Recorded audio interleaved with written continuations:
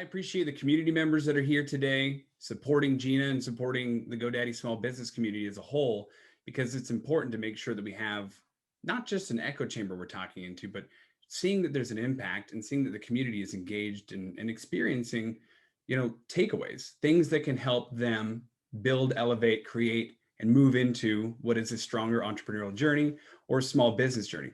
And whether you're starting a business, thinking about starting a business, or you're an advocate for them, we appreciate you. Thank you so much for being here today. Thank you so much for supporting us. Gina is our guest speaker today. She's going to talk on speaking with courage, finding your voice, and showing up with authenticity, which is very important and very difficult for so many of us. So thank you, Gina, for being here today. Before we get started, I want to have the community members introduce themselves. And the reason that we do that is because we want to show you that the community is here to support you, Gina. And the community members, we want you to feel empowered and feel important to show up and be part of this conversation, because that's what this is. It's a conversation. So I'll start. My name is Adam Griggs. I am the co-founder of a software company called CLARAfi. I am your moderator today, and I will turn it over to Jonathan. You want to introduce yourself? Sure. My name is Jonathan Graziano. I'm on the GoDaddy team, and I work in engagement on the brand social media side of things. So I do a lot of in the weeds engagement with people on our social channels, building conversation guidelines around larger activations and events and things like that. And for the past year, I've been working very closely with Rachel and Adam on developing community, and specifically this group. And I am so excited to see so many people here today. We're so excited to have you. Thank you, Jonathan. Rachel, do you want to introduce yourself? Yeah. Hey, everybody. Rachel McCool from GoDaddy, and I manage community experiences, which are basically, events, whether they're online or looking forward to maybe doing some offline, which I love, meeting people in person. Been with the company for about 5.5 years and been working in community for a really long time. So thrilled to see you all here today. Excited to hear from Gina, and thanks so much, Adam, for leading the charge. Oh, thanks for being here. And I think we all can agree. We're excited to get back in rooms filled with energy. I'm sending everybody a virtual hug today. Nicole, do you want to introduce yourself? My name is Nicole Tucker. I am the CEO and founder of Tucker Academy.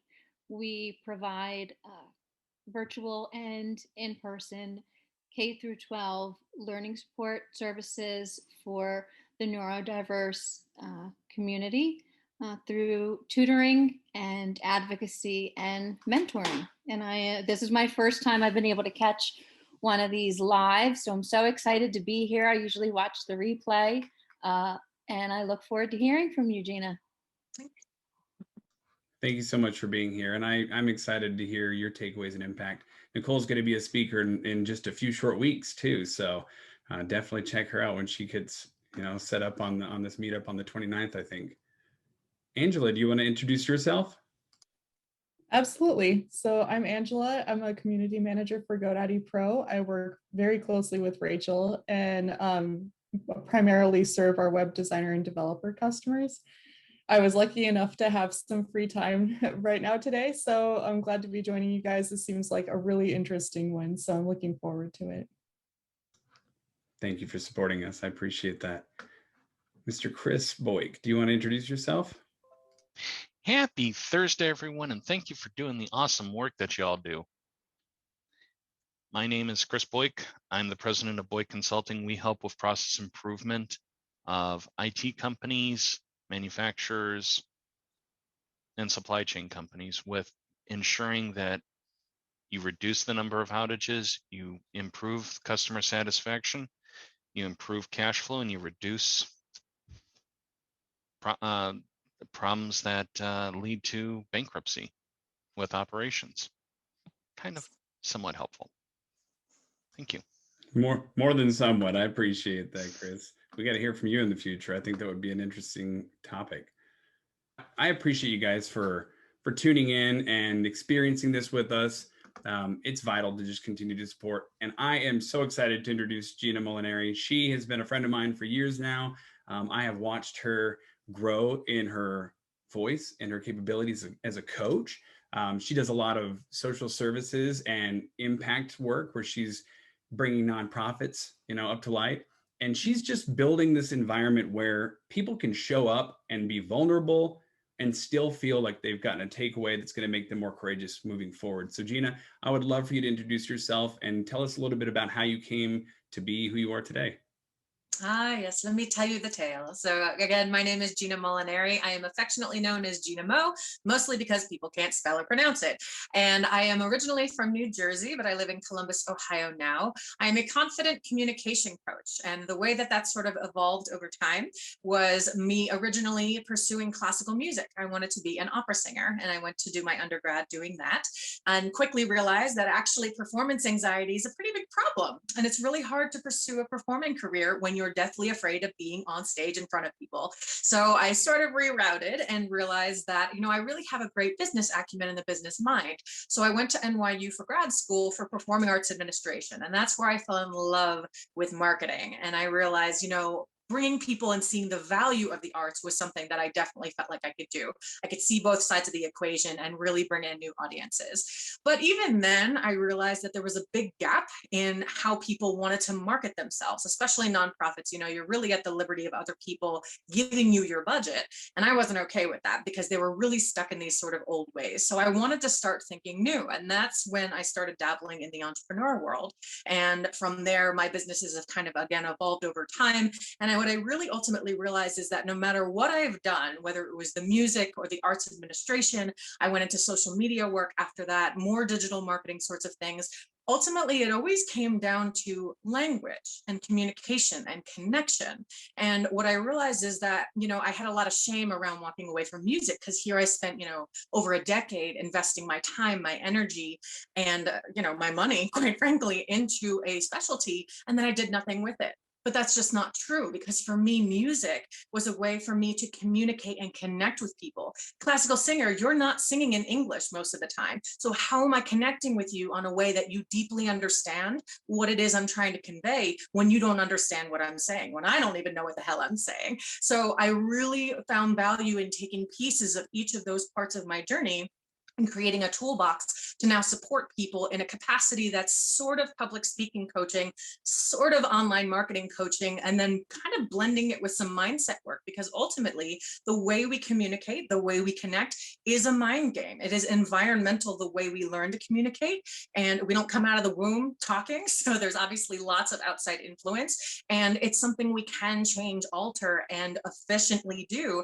to really make an impact with other people and to just live our lives more powerfully and more joyfully, quite frankly. So it's a long journey to where I've come, and it's definitely a convoluted one and non-traditional, but I love what I do and helping people find that authentic, vulnerable, but powerful voice. I love it. I mean, the world is the stage, right? We're all just playing our part in it. Your background is fantastic. And I love that you were vulnerable already with us and sharing that you felt shame in leaving your music career, because for so many people who try to pursue a talent and then they find a different segue in their life, there's always that back, voice in the back of your head that's telling you that maybe you should have tried harder, or maybe you could have gotten lucky, or maybe you could have put yourself out there more. But at the end of the day, you can only do so much, right? And if you're driving a passion that's kind of built around what you have learned and experienced, which is, it sounds like you've done, there's no reason to feel shame, because our experiences make us. I tried a music career and I failed miserably at it. So it's all right. T-shirts. I love your perspective. You've got the availability of seeing yourself as the performer, which for so many entrepreneurs, that's what we see ourselves as. We're our own brand and we're trying to embody that and display it. But you're also a coach and involved in marketing. So you're helping people to see what other people might be hearing, right? And when we're trying to figure out our brand and speak to our journey or our mission as a business owner or a nonprofit or whatever you're supporting, how do you find that you help people dial back and really see what they're saying and see what people are hearing? Yeah, well, and there is a nuance to it that I learned because my first business was a complete and utter failure. I didn't make a single dollar in my first business. And it was because what I realized what I was doing is, I like to say that as the professional, as the expert in your space, you're coming from this woke side of the equation. You know the answer, right? That's why you created a business around it. So when we're going to people saying, here's the answer, this is how, I can help you, they don't understand you because they're still having the problem. And we often forget because we're no longer in that space. And so that was the problem I created with my first business. I wanted to coach musicians how to be entrepreneurs.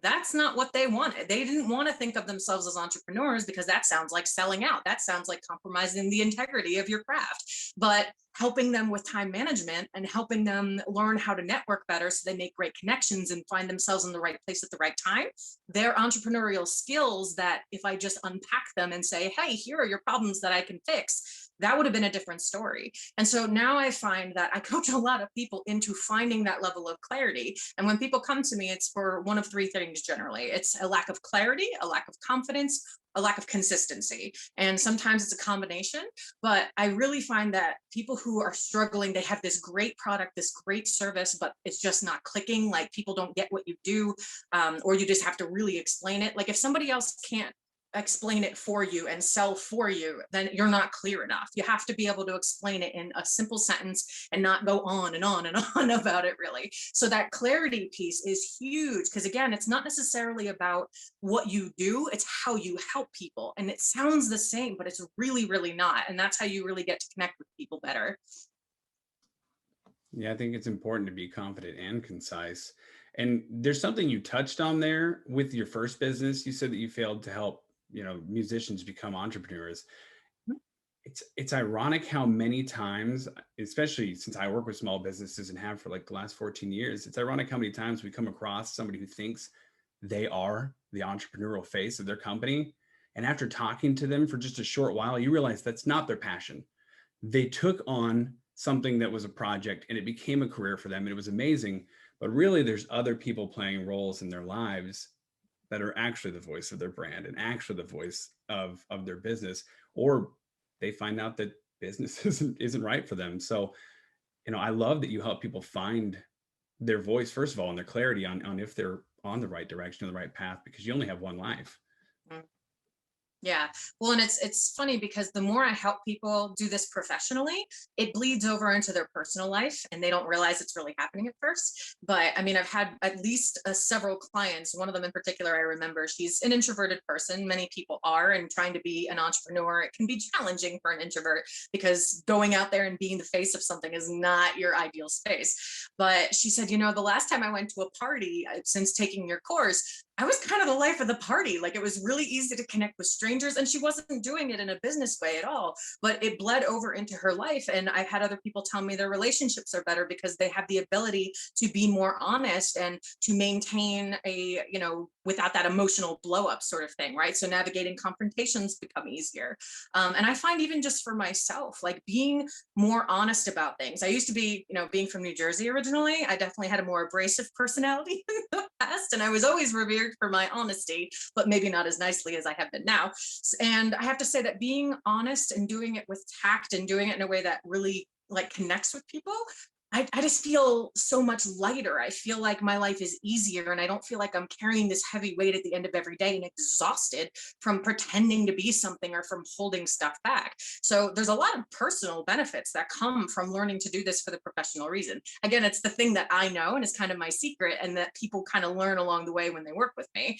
But I can't come out the gate and say, oh yeah, by the way, this is going to happen. And people just aren't going to believe me.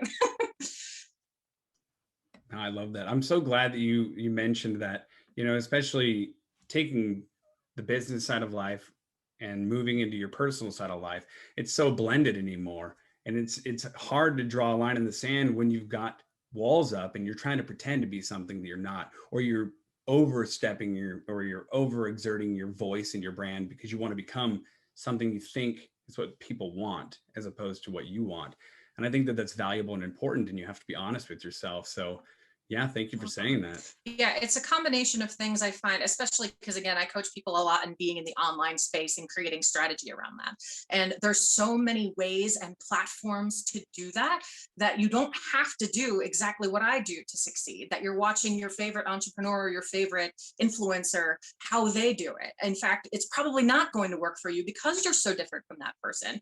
And yes, you can take best practices, but ultimately it's like this buffet of options. And you have to consider where your target market is, because obviously if you're on the wrong platform, that's not going to help you, the best practices of that platform, but then ultimately what you feel comfortable and confident in maintaining. That consistency is really important. So while I could be on certain other platforms like LinkedIn and Instagram more, I'm most comfortable on Facebook. So I spend the most time there. So I've spent years cultivating my knowledge in how to use Facebook as well as possible, so that at the end of the day, if I only have energy to do one task, I'm going on Facebook, and I know that my time is going to be utilized well. So, helping people understand that that's okay, instead of trying to cast this wide net on all the platforms and do all the things. I mean, unless you have this huge marketing department, that's exhausting. There's just no way to maintain it well. So, finding the thing that you really love and enjoy, start there, and then grow out of your comfort zone and do those other things, or delegate those other things.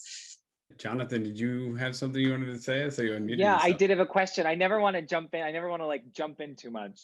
But I'm so curious to hear your thoughts about how you think communication is affected doing things in person versus doing things online, like on social media, on a Zoom call. I think this pandemic has obviously made a lot of people come to terms with nope, we're doing it online, and this is where I have to succeed now. This is what I have to do.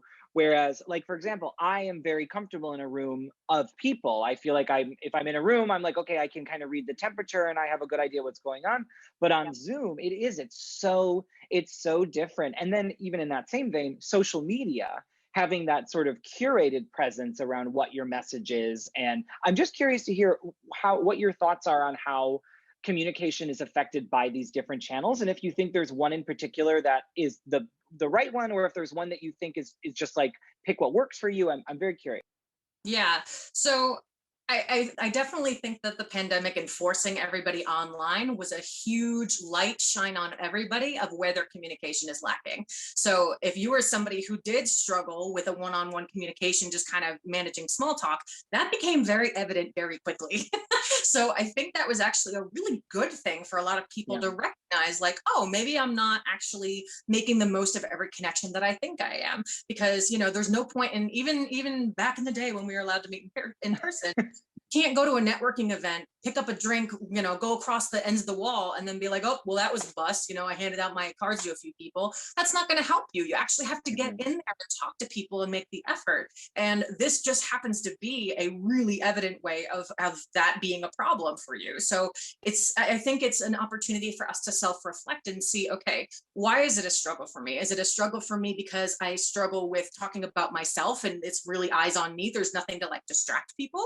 Or is it, just small talk in general? I don't have great questions to follow up. I don't know how to, or I feel constrained in sharing more. And so the conversation's a little cut short, really taking stock of what it is that you feel uncomfortable doing and then being able to learn from there. But in terms of, the online persona sort of thing you're asking about, I mean, to me, it's the same person that if you're doing it really effectively, you can grow to a point where it's absolutely 100% you. I have cried on Facebook Live videos before, openly, not sobbing because that puts people in a very uncomfortable position, but I've cried before on Facebook Live.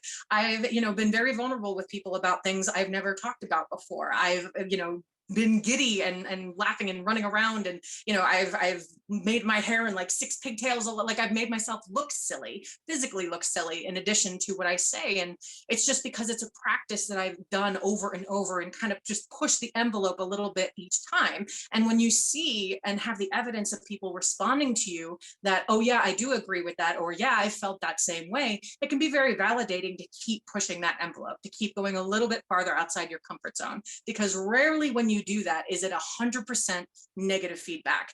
It's one thing if you're talking about a controversial topic, if you're getting into politics or something of that nature.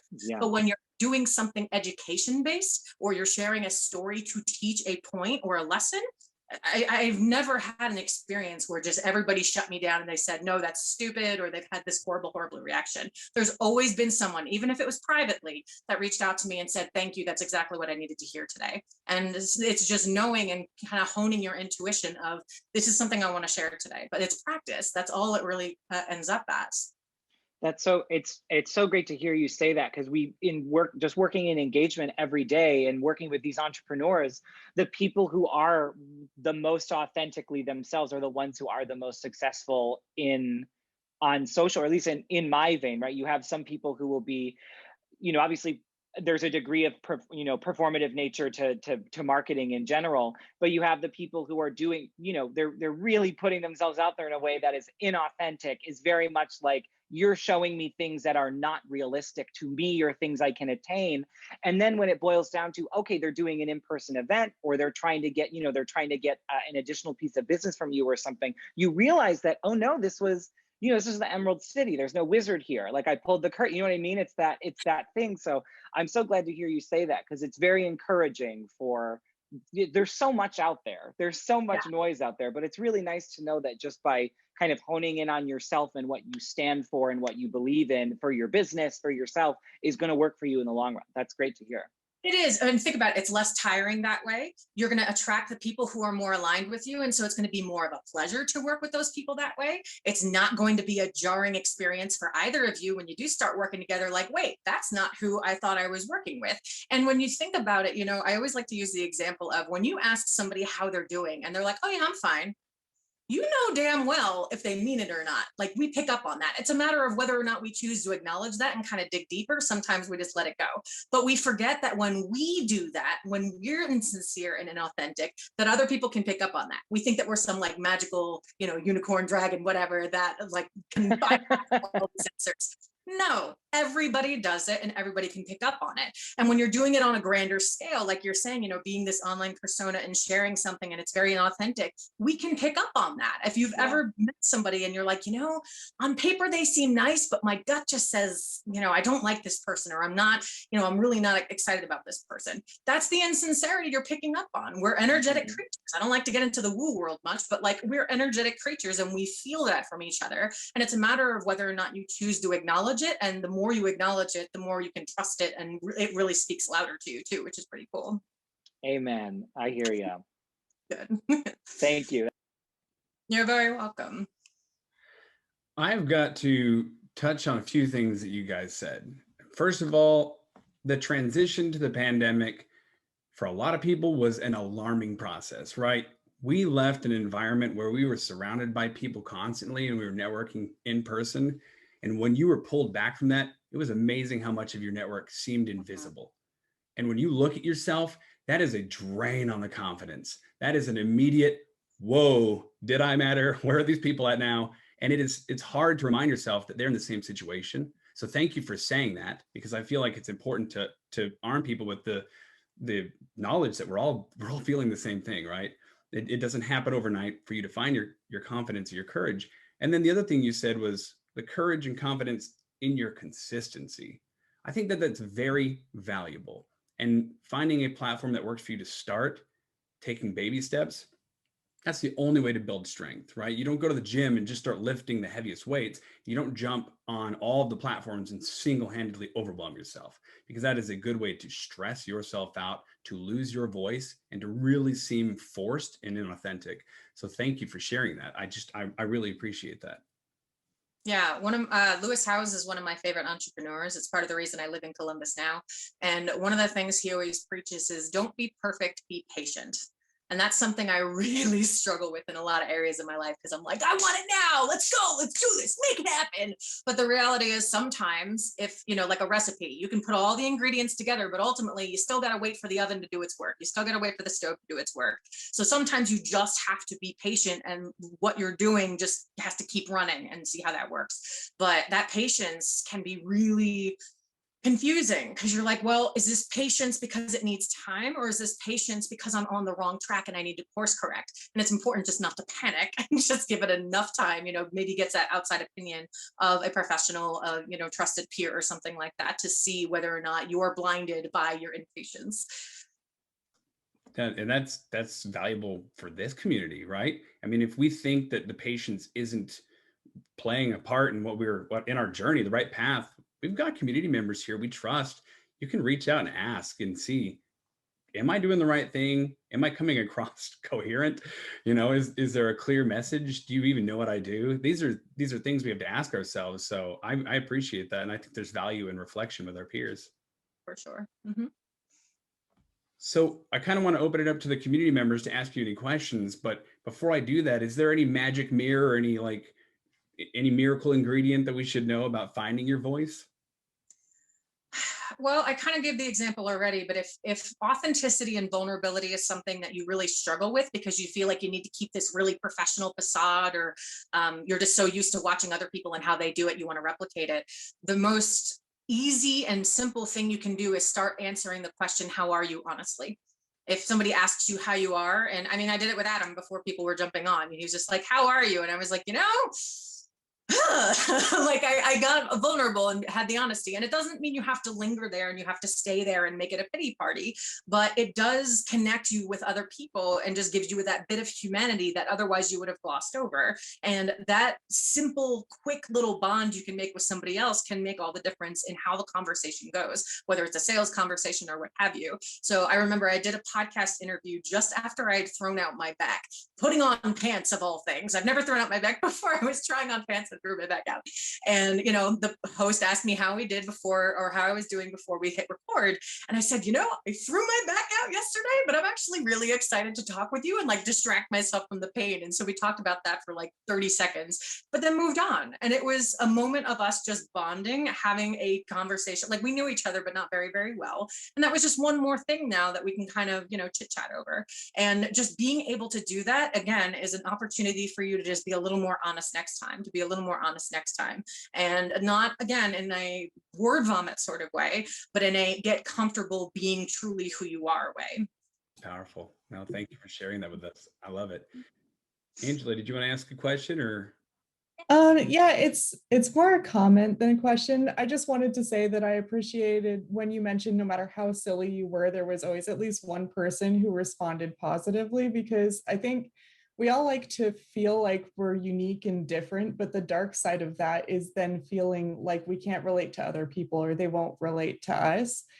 And it's just comforting to know that we're never so different that there's no one who will understand or feel the way that we feel. And I think that's an obstacle for a lot of us, especially for introverted like I am, in putting ourselves out there in an authentic way that's not just a duplicate of what everyone else is doing or just our professional facade. It's a struggle to do that, wondering if anyone else will be the way we are or understand what we're trying to communicate or relate to it in any way. So I really appreciated that you said that no matter how silly you got, there was at least one positive response. It's nice to. I'm a complete weirdo, so I let myself have fun with it. Like it's just fun to me. Like, all right, let's see what we can get away with today. But you also have to think about like the more often you show up and the more comfortable you are, your audience gets bigger. The people watching you gets bigger. So even if it's only 1% that agrees with you, over time, that 1% means a hell of a lot more bodies. So it becomes like, it's again, that initial period where it can be really uncomfortable and scary because you don't get a lot of validation. But as time goes on, again, there's just more people kind of falling in that small percentage where you're like, okay, yeah, no, I'm doing the right thing here. And it just gives people permission. You also don't know who's watching you. So I've had plenty of people even just come up to me on the street like, hey, I see what you're up to. I have never once seen a like from them, a comment from them, a share, nothing. And it's like, okay, well, people see what I'm doing and they respect it and they like it. So sometimes I just have to give myself that validation. And it's a matter of, from the confidence standpoint, it's a matter of being prepared for those down moments. I've suffered with mental health and depression and stuff for a good portion of my life. So I know that I have to have a game plan when it's one of those low times. And if I don't have that, then it's really easy to believe that negative voice in my head. But if I have a list and some resources of all the accomplishments I've had that I am proud of, and I have that friend that I can call to kind of build me back up, if I don't have those testimonials and people commenting back, that's sometimes enough to just keep me moving forward. So being prepared for those moments can also be really, really helpful. Adam, I was just going to jump in. Jonathan and I were talking about a lot of this yesterday about being online versus offline, especially in work meetings. and how if you've never met somebody in person and then you meet them through an online meeting and then have to try to build a relationship online, and how that can be really challenging for, especially for introverts. And I very much enjoy meeting people in person and just kind of feeling the energy, right, of them, and then being able to relate to that moving forward and developing out the relationship. And so I've personally struggled with that. And it's not that, for our company, it's not like we always have done meetings, because we have multiple locations and there's typically somebody that is not, in your physical location. So you do online meetings, but it's, it's been particularly challenging in the last year to just not be able to meet people ever in person that you work with. So Yeah, I well, and one appreciate of the all of things, what you've been saying. oh, good. Thank you. One of the things I find that people struggle with, even connecting in person, there's a presence issue. Like people aren't fully here. They're here, but they have 6 other things on their mind, or, oh, there's that person walking by over there, or, oh, dog. Like people just get all sorts of distracted. So being able to be fully present and find ways to kind of put all that other stuff aside, again, becomes more evident when you're just doing a video call sort of situation. And phone call, that's a whole other animal. But for a video call, when I have a strategy session with some of my clients, the one I have is like 4 hours long. So it's like, okay, here's a box, with a metaphorical box. I want you to write down everything that's on your mind right now, how the kids are pissing you off, how, you need to clean whatever later, you need to go do these errands, whatever it is, write it down, put it in this box. You want to pick it up later when we're done, go nuts, but I need you to put it down right now. And then even connecting with the camera, you guys hopefully notice that, like, I look directly into the camera when I speak, because I want you to feel like you're truly connecting with me back, and being able to do that as naturally as I can, to believe that camera is an eyeball. And I have good peripheral vision. So like I see you right now, Rachel, but I'm looking at the camera, and being able to really treat that as human as possible. I have to say, through the pandemic, I didn't once feel lonely, because we did all these video chats and things, and I felt like I could truly still be myself. So finding ways to put that away, again, like putting the phone away, not having that distract you, closing the door, making sure the kids aren't bothering you and the pets are fed, and all those sorts of things, really allowing yourself and setting yourself up for success, because you're also more eloquent that way. People who struggle to say and a lot and stumble over their words, it's a presence issue. So it's a matter of being fully present where you are, instead of worrying about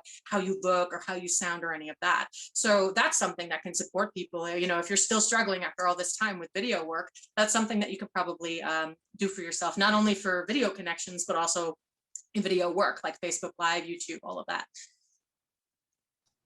Yeah, one other thing I was going to mention, and you hit upon this, about people like seeing you on the street or meeting you and commenting on maybe something that they've seen that you've done online.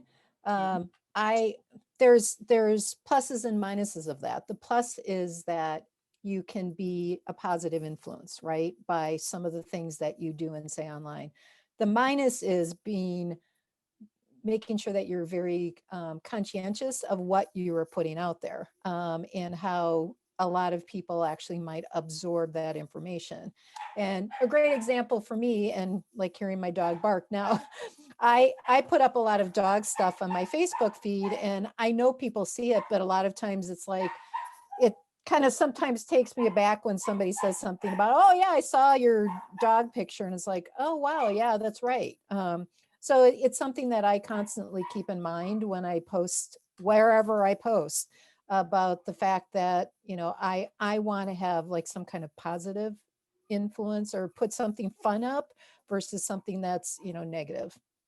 Yeah, well, it's having boundaries too, right? As open and as honest and vulnerable as I am, I still have boundaries about what I am and am not willing to talk about. So you get to curate that experience. Just because you have those boundaries and you're not willing or able to talk about certain things doesn't mean that you're not an open book in all these other ways. It's actually kind of like a magic trick. You're like, look how honest I am over here while I'm not talking about this thing. Like, the people don't notice that that's what's really happening. So you kind of show that you're giving all of yourself in these other ways, that they're not going to ask the questions of, well, what about this?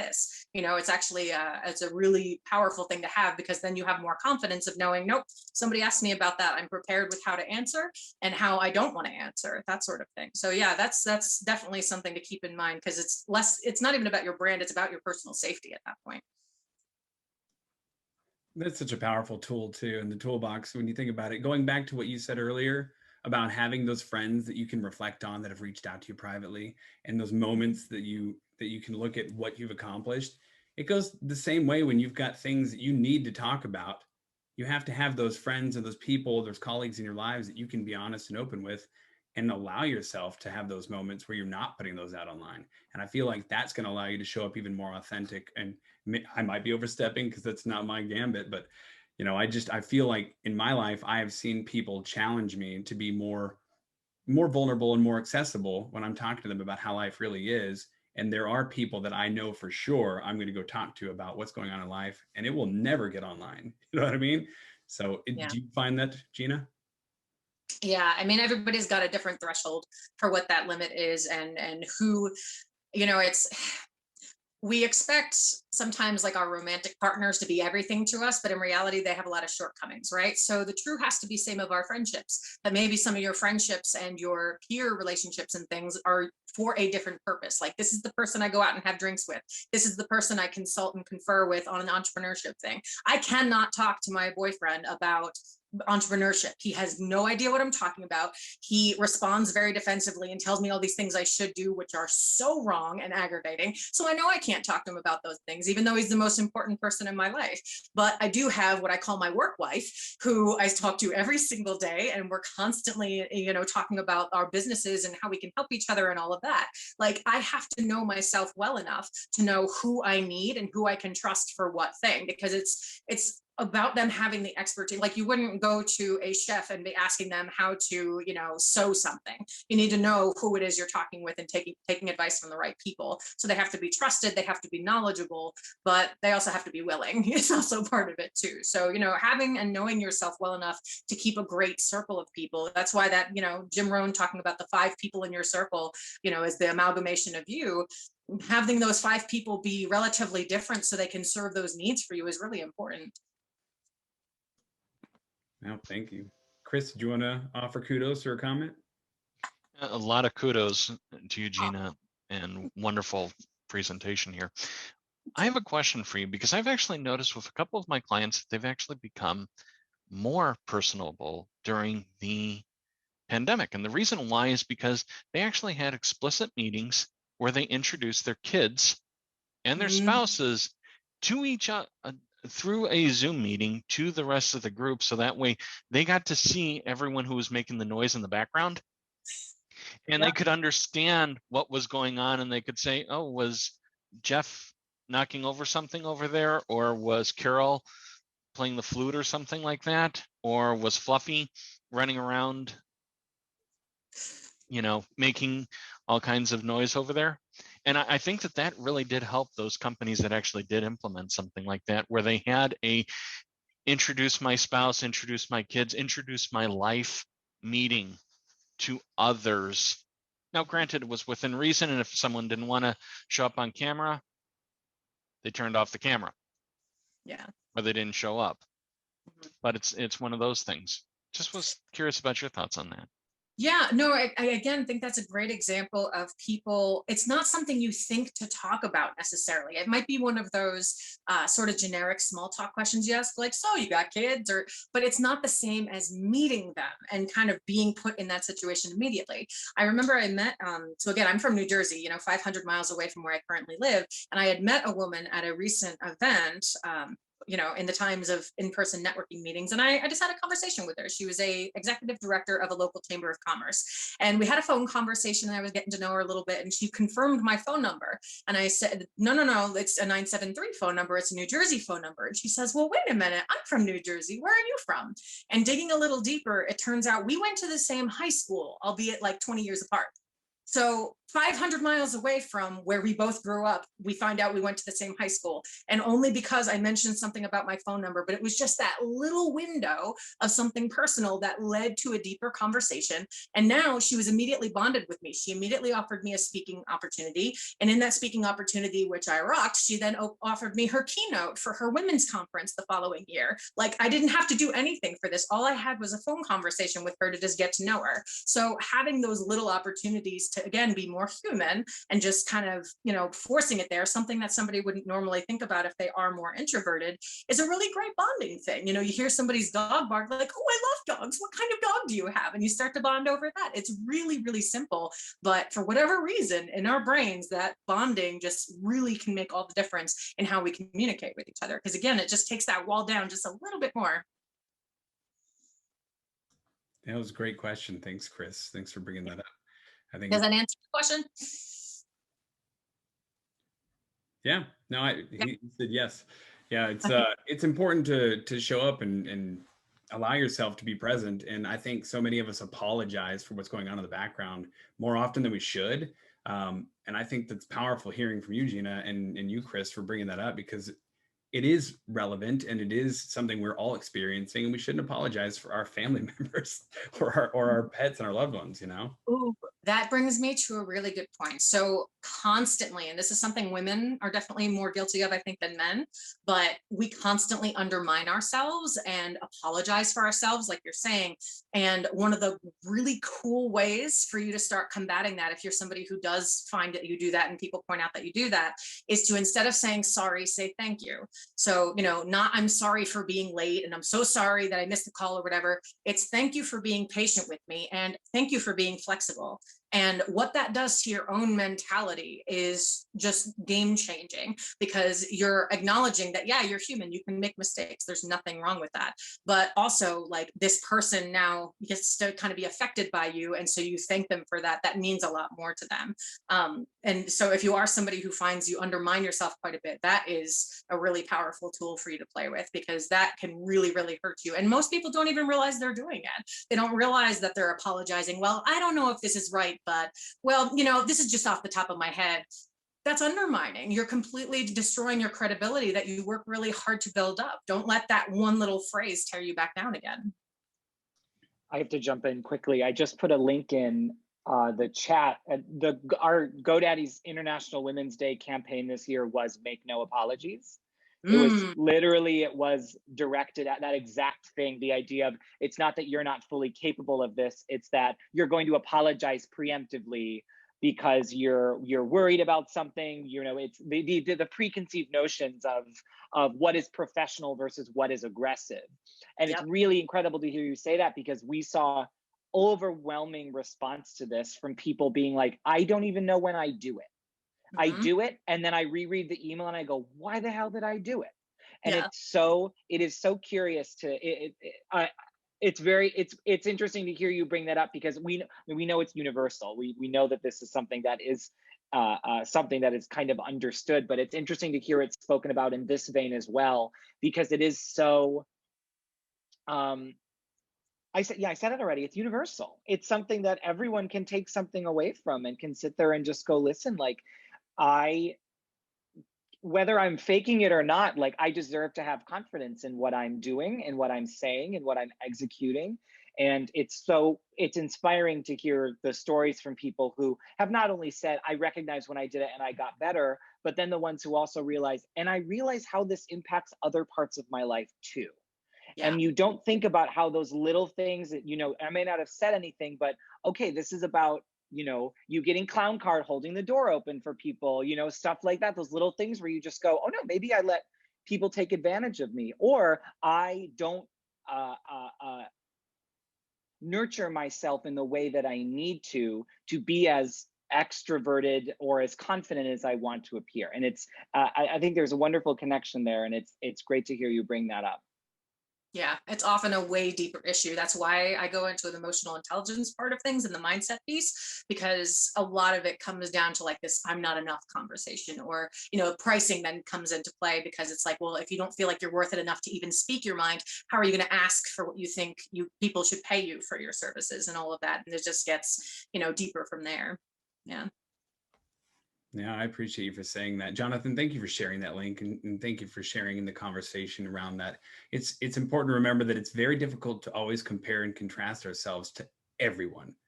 I mean, there's so much diversity in the world, especially in business and our interaction with clients and customers and how we're showing up. Really what matters is showing up the way you want to. Gina, you've given us so many valuable tips and conversation today on finding our voice, being courageous and being consistent without having to feel like we need to change who we are or overstep what we're doing. Thank you for that. I want to be considerate of everybody's time. We're at the end of our hour. So does anybody have any last minute comments or kudos or questions for Gina before we let her go? I just want to say thank you for your energy. It's a Thank you. nice, you know, I mean, I'm at like, what time is it? 9:50 or something, my time, but it's just nice to have that great energy boost in the Thank- morning. Standing, that's another one of my tips for video work. Standing actually. Oh really- yeah, that's great. And it's a breath support thing. That's a whole other conversation.